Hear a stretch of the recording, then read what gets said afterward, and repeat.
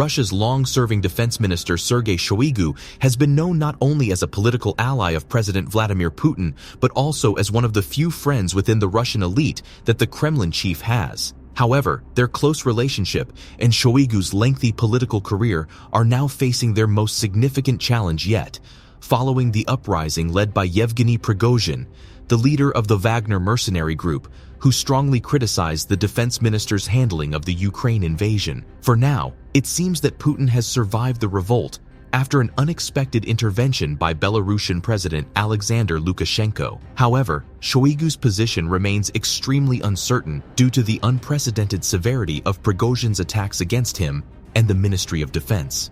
Prigozhin managed to capture the Russian army's southern command headquarters in Rostov-on-Don, which served as the nerve center for the invasion of Ukraine. He accused Shoigu of fleeing like a coward and declared that he would be stopped. At the time, the Minister of Defense was nowhere to be found and has since completely disappeared from public view. Even before the uprising erupted on Friday night, Shoigu had been under immense pressure due to Prigozhin's attacks and the failure of the Russian armed forces to make progress. On June 12th, a widely shared video showed Putin and Shoigu attending a medal ceremony at a military hospital. In the video, Putin appeared to turn his back on the defense minister in an apparent display of disdain. Shoigu has had an unmatched political career in post-Soviet Russia, with his presence at the center of power in Moscow predating even Putin's rise to power. Hailing from the Tuva region of southern Siberia, Shoigu is among the few non-ethnic Russians to have held a top government post after the collapse of the USSR. His political ascent began in 1994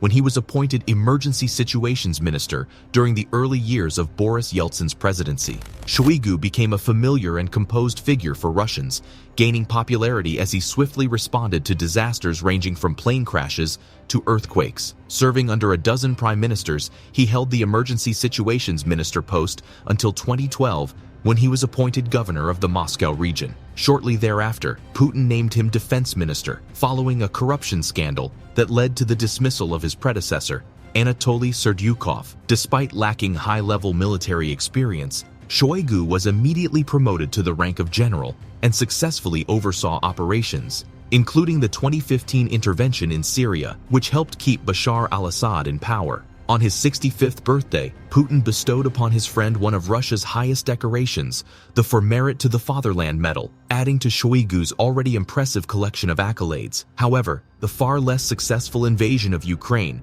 which initially aimed to see Russian tanks enter Kyiv, has consistently raised doubts about Shoigu's future. Prigozhin wanted to send the message that Shoigu and Gerasimov must be fired because they are incompetent, and a change of strategy is needed. There are no longer displays of their macho friendship, such as the pictures from 2017 showing the two men shirtless, basking by a river in the Siberian taiga. Instead, Shoigu's role has been reduced to brief encounters with Putin or appearing on a video screen during Kremlin-led video conferences. Prigozhin has also targeted Shoigu's family, particularly his son-in-law, Alexei Stolyarov, a fitness blogger who has distanced himself from the war and has been accused by opposition media of liking a post opposing the invasion. Russian-language Telegram channels have been abuzz with speculation about who might succeed Shoigu, with the governor of the Tula region, Alexei Dyumin, a former top army and presidential security official, being considered a favorite. Shoigu's group is on the verge of collapse, and Sergei Kuzhugetovich himself is in disgrace